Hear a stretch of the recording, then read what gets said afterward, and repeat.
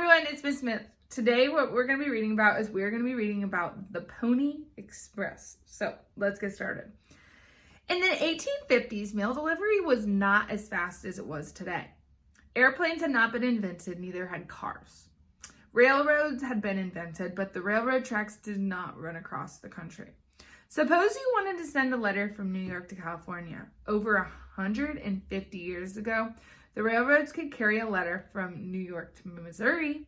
That might take a day or two, but the train tracks ended in Missouri.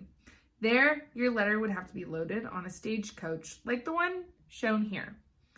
The stagecoach would be pulled by a team of horses. It would bump along dirt roads at 5-6 miles an hour. It would almost take a month for your letter to get to California. In 1860, 3 businessmen came up with an idea. They thought people would be willing to pay extra to send a letter if it was a quicker way to deliver. All they needed was a way to speed up delivery time. The idea was simple. They would have the riders carry the mail on horseback and run a sort of relay race from Missouri to California. They figured that a single rider on a fast horse could travel very fast. He could go much faster than a stagecoach with passengers and luggage. Then they knew the horses and riders would get tired, so the businessmen decided there would be rest stations along the way.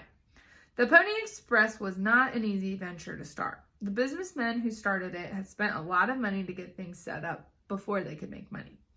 They hoped the U.S. government would support them and pay them to be official carriers of the U.S. mail. After they decided which roads and trails to use, they had set up stations along the route. One rider from California in the west, at the same time another rider left Missouri. So riders traveled from both ends of the route to carry mail as fast as possible.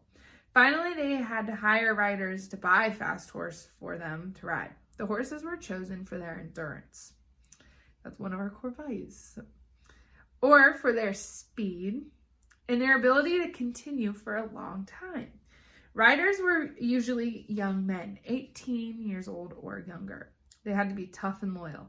Riders would ride a leg or a small section of this route, changing horses each station. This map shows the whole route of the Pony Express. It started in St. Joseph, Missouri, and went all the way to Sacramento. The Pony Express riders had to be ready to jump to saddle and ride 50 miles on a moment's notice. They rode in the scorching heat of day. They rode at night by the light of the moon. They rode in the rain, the hail, the sleet. They galloped across the dusty deserts and zigzagged up dangerous mountain paths. They rode across wide open prairies, through herds of buffalo. The stories of the riders becoming lost in blizzards and having to lead their horse on foot. Native Americans watched these riders and saw it as evidence of an endless flow of people moving into their land. Not only did a rider have to worry about himself, he had to worry about his horse too. Because of the terrain, it was varied. A horse could stumble and fall, or it could be spooked by wolves and stampeded by herds of buffaloes. Here's a photo of the Pony Express station. It's still standing today. There are more than 150 stations along the route. The stations were located 10 miles apart. This was about as far as a horse could gallop before getting tired. They made swing stations where a rider could exchange his tied horse for a fresh one and continue on the trail. They also had homes where the riders could stay and rest while another one carried it to the next station. If all went well, a Pony Express rider would come galloping up. He would jump off his horse, get on another horse, and go to the next station. Here's another picture of the Pony Express station. This one is called Simpson Springs, located in Utah. You can see that the station is surrounded by a desert and there are mountains rising up in the distance. Can you imagine how hot it would be riding across this on a horse during the day and how cold it could be at night? Of course, the rider would be moving in a cloud of dust. The men who created the Pony Express were businessmen, and their goal was to make money. They wanted to make sure everybody knew about their service they were providing, so they made posters and ads just like this.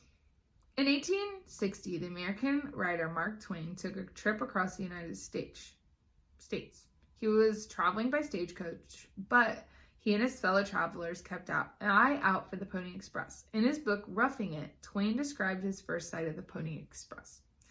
We had a consuming desire to see a pony rider, but somehow or other all that passed us managed to streak by in the night. We heard a whiz and a hail. A swift phantom of the desert was gone before we could get our heads out the window. But presently the driver exclaimed, "Here he comes." Mark Twain was not the only person who was excited about the Pony Express.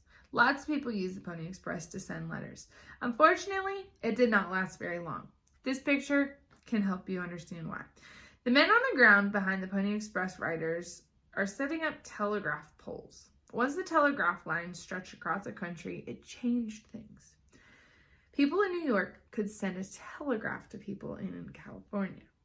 A telegraph message could travel in a matter of minutes. There was no way for the Pony Express to compete with that. The Pony Express went out of business in 1861 after only 18 months of service. Although the Pony Express did not last long, people still remember how the can-do spirit of the founders and the bravery of the riders who carried mail still lasts today. The statue of a Pony Express rider carrying mail helps us remember the significant event in American history. Okay, so what we just read about was the Pony Express. So we know now today we have iPads and iPhones and all different forms of ways to speak with people. If we want to talk to somebody, we pick up a phone and we call.